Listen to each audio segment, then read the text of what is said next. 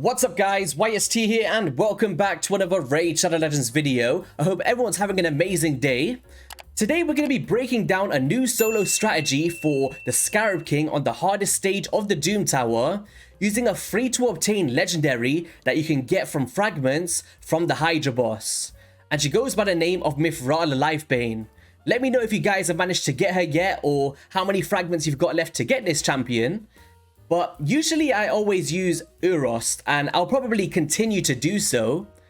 But I'm not sure which champion you guys get first, and for anybody that's kind of newer to the game, let me know which one you're closer to getting, because Urost is the second legendary we get from the fragments of secret rooms, right? And you have to go through a bunch of rotations, granted that you beat every single floor to manage to get him. Or do you guys feel like it's quicker to get Mithrala? I'm actually interested to know. But I feel like it's always good to have different options out there, and Mithrala is a really cool one that can definitely make the list. But I will be making this a two-part video where I'm breaking down the fundamentals of the boss for anybody that wants to use other strategies, and I'll also discuss some other solo options towards the end of the run. So I also want to give a huge shout out to Triple3FUX on YouTube, who's also a member of my Discord community, who was actually the person that brought this composition to my attention. So I want to just give you a huge shout out and make sure you guys go and drop him a sub. It'll be all in the description below. So alright, let's get right into this for the boss guide. So what the boss is based around is reflecting damage by counterattacking, and he's placing nasty debuffs, and you can counter this by way of shields or passes of champions for some solo teams. So with the Madness Frog, he attacks all enemies and places a 50% decreased attack and a decreased speed debuff for 2 turns.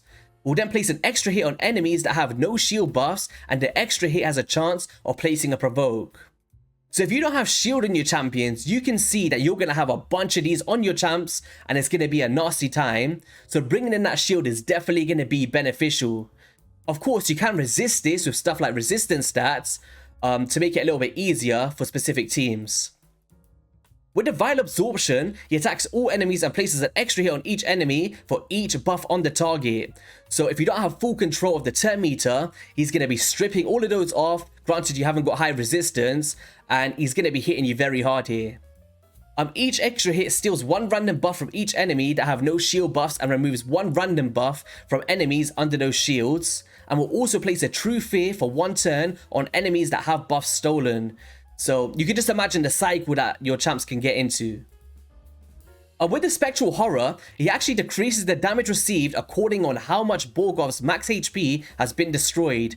So utilizing destroy sets or champions that just destroy max HP, such as a Nephwi Blood Twin as an example, will actually mitigate how easy it is to deal damage on the boss. And you can see all of the thresholds in this segment here. He will then counterattack when attacked by an enemy that has no shield buffs, which is where having the shields or using blood shield accessories can definitely pay off for you. So yeah, we're going to be showing an example of this solo strategy first, and it's actually very fast to make it work. In terms of the presets, what I've done to make it work is bring in any nukers, doesn't matter who they are, they're going to be dying anyway. This is just the quickest option for me to get the best time possible. And what you want to do with Mithrala is lock off her A3 on the AoE 2, on the wave 2. And then against the boss itself, you want to block off the A2 because it's placing multiple buffs. We're not going to need this. And we just want to open up with the Liberation of Pain, followed by a first priority on the shield and strengthen, which is going to give you some damage reduction and also counters the shield for the boss, right? But what makes her really cool is she has an A1 poison, and if for anybody that's familiar with loads of the solo strategies, such as the Urost being my favorite one out there, she's going to be able to get through this boss very easily, even without the need for War Master on your champions or Destroy to destroy the max HP, which is really cool. So let's just get through this wave here. Here we go. Hopefully they target Mithrala here. Nice. Might take us a few attempts. Sometimes I manage to come through the Sky Piercer, sometimes I don't. There we go. So here, our champion in Baron is actually going to drop off very quickly. I wanted to bring in my less tanky nukers, just so we're not consistently getting counterattacked after the shield breaks. And you can see here, the poisons are going out. He's going to be down in no time. More poisons. And it's full auto, very quick. I believe someone like a Vergis could take upwards of 20 minutes on the hardest stage. And that's definitely tedious. Like, I wouldn't want to be sitting there 20 minutes personally. But of course, if you haven't got any other options, you got to use those, right? But it's really cool that there's another free to obtain champion out there that can do it. And I feel like that versatility for players is always welcomed, right? So here we go. It's basically going to be the same theme. And what we've done here is we've actually got a blood shield accessory on her. Now, it's not needed, I would say, but you would definitely have to increase your stats for survivability without it. But the way that I feel like it's working is, and I was speaking with Saf from HH Gaming, that it's kind of a phasing issue because it's not triggering the counterattack with the blood shield accessory on. And I believe that it's working in a way where when you're attacking the boss, the shield is getting placed in that same segment. Therefore, the counterattack is not going to be triggered. So it's actually very important to know that bringing that in is going to make this strategy very cool for when the shield is not on, right? As you see here, there's going to be times where he's going to be potentially removing the shield depending on the HP on your champion. So we're coming through here. We're almost 50% of the way, only 2 minutes in. I've seen it as fast as 4 minutes as like an average. But of course, the more that you increase her speed and all of that good stuff, you might see some fluctuations in that. So whilst this is actually going on, I just want to show you the stats of the boss as well. So we're just going to bring up hellhades.com very briefly. So you can see here that for the hardest stage on rotation 3, it will actually show you all of the waves so you know what you're coming up against. There's definitely some tedious ones here. And this is for full 100 of hard. And you can see that the resistance is 330. So you want to be aiming for around 350 plus accuracy to place your debuffs of poisons. And then the accuracy is 250, so you want to be sitting at around 355 in order to resist the debuffs from the boss itself, because we don't have block debuffs. Of course, there is going to be times where provoke goes through and you don't get your shield out on time, so speed tuning this can become a bit detrimental in specific ways, because it's such a long encounter. But definitely staying above that threshold, you're going to be resisting most of them, right? And it should be a pretty self-sailing team to get through. But I will leave this in the description below for anybody that wants to come through to the Raid Shadow Legends stages tool on the Hell Hades website. Definitely a great tool for all of the stages because you can go through any of them, select the floor, and you'll be good to go.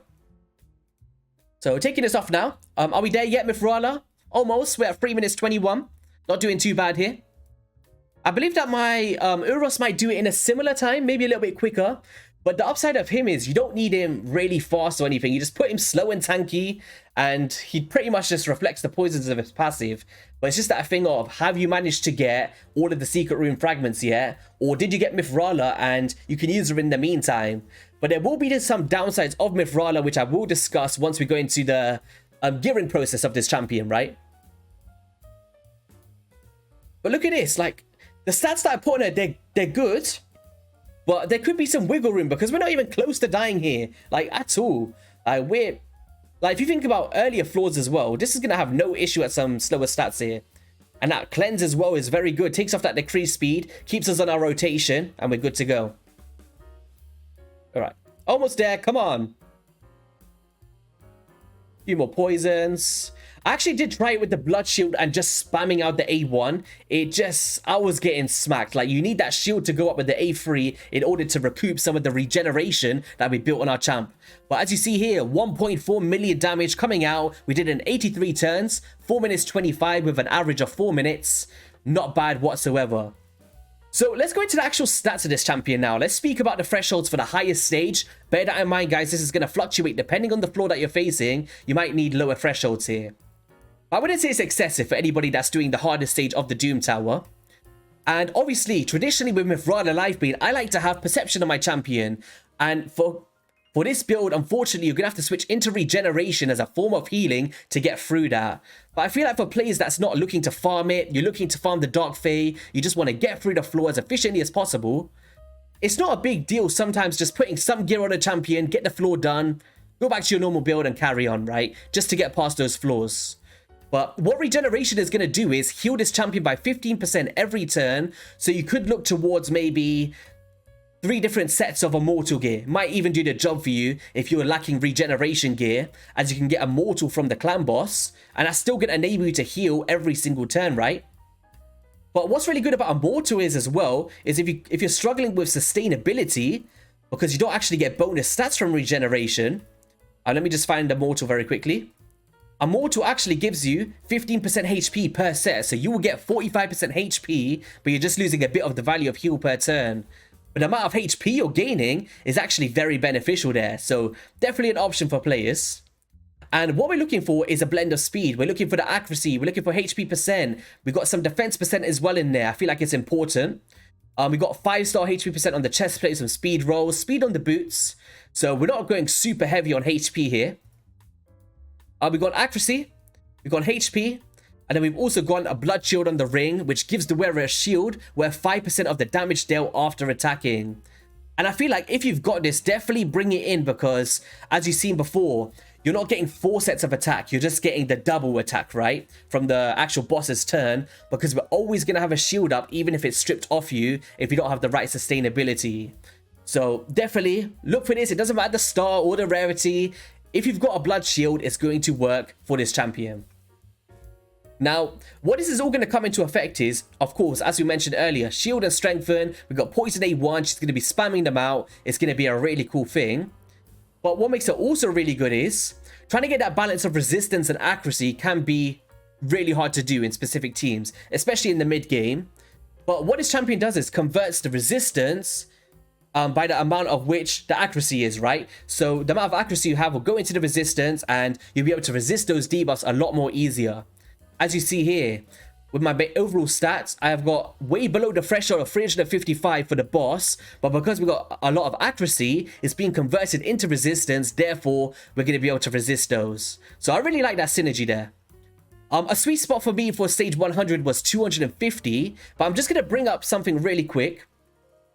So you can see here that this is what we was using, or a big shout out to FUX once again, of a build that he managed to get through it without the blood shield accessories. So you can see here that the intensiveness of the stats really do start to ramp up, being at 75,000 HP and the defense at around 3.4.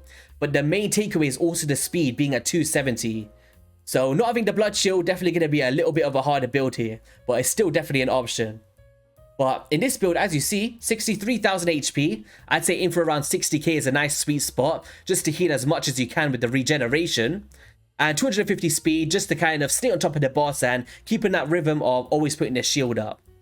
But yeah, pretty self-explanatory build. I will be going back to my perception one after this, but really cool to showcase, and I'm always up for new strategies out there.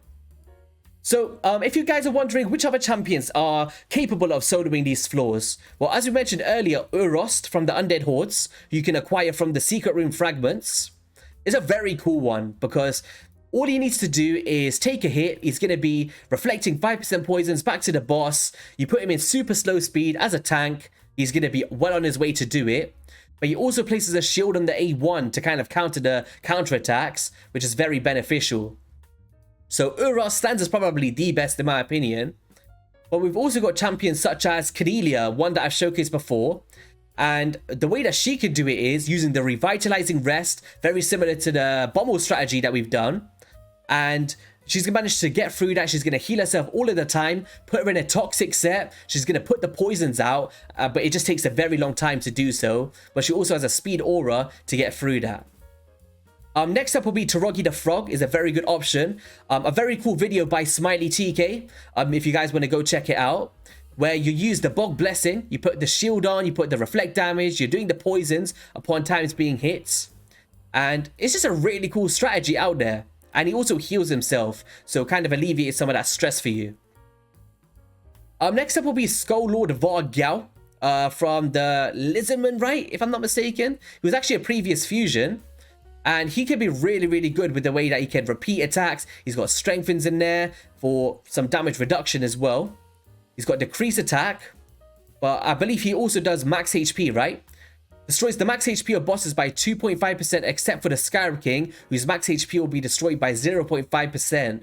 Cannot destroy a single target's max HP by more than 50%. So this is going to enable you to go through, destroy that, and with some War Master damage, you'll be able to get through that, right? Next up is going to be Vergis. I believe you can get from a promo code when you first start the game, right? From the High Elves. And I believe that this champion he's got a shield. And then what you'll be doing is getting those continuous heals as well to kind of sustain. And you put him in a destroy set, I believe. Correct me if I'm wrong. And you'll be able to get through that. Next up will be Tomb Lord. I believe Nubreeds has a really cool video on this if you guys want to check it as well. And he's got a way of placing multiple poisons, 4 actually, and it's really good because this is the actual skill where you're not hitting, and he can reduce turn meter as well, placing decreased attack, decreased defense, coincides with that poison, and a decreased speed. So a very good option for this boss. And last but not least, I don't want to miss any out here that I feel like are the highlights, would be Lugan the Steadfast from the Bannerlords. One I actually pulled from the 2x Sacreds. Thank you, Raid, once again for not giving me my Lady Kimmy. And for a very similar reason to Vergus, he places this shield based on the damage inflicted, and that's pretty much what it is in a Destroy set. An Immortal or something. But can definitely get the job done in those specific floors. But as I mentioned earlier, with the other strategy of the shield one, you want to be using somebody as an example such as... I'm going to choose a free-to-play option here. Is it Bogwalker? No. Metal Shaper. So you want to look for champions to be the fastest in your team that can place a shield on a 2 or 3 turn cooldown. But what makes him so good is it can go down to a 2 turn. And you want to make sure that you're putting that shield up every single time, allowing your other champions to go afterwards with turn meter effects, such as a Law would be a great option, or a Vizix the Unbowed, or there's many options out there. And you'll be able to keep them down, put specific champions in Destroy sets, or just having Destroy max HP in their kit. And you'll be able to just keep that cycle of keeping the boss down, paired with decreased speed with somebody like a Stagonite. And you'll be able to keep it down all of the time, granted you got the right speeds. And then before you know it, that boss is going to be down, and you can move on from that rotation. But yeah, that's pretty much all of the strategies that I like. But just before we go as well, I needed to show the masteries of what I was using on my Mithrala. It's actually the same as what I'd use for a PvP encounter. I'll be going down to the Eagle Eye, getting that bonus accuracy, adding to what her kit thrives off. But you could potentially, if you're using it for Hydra boss, going down to War Master might not be a bad option as well to get through that quickly. So yeah, that's going to be all for today's video, guys. If you did enjoy it, be sure to hit that like and subscribe button. And hopefully this can help you in beating the Scarab King if you've not yet got other strategies or an Uros to take down this encounter. Have an amazing rest of your week, and I'll catch you guys on a video soon. Peace.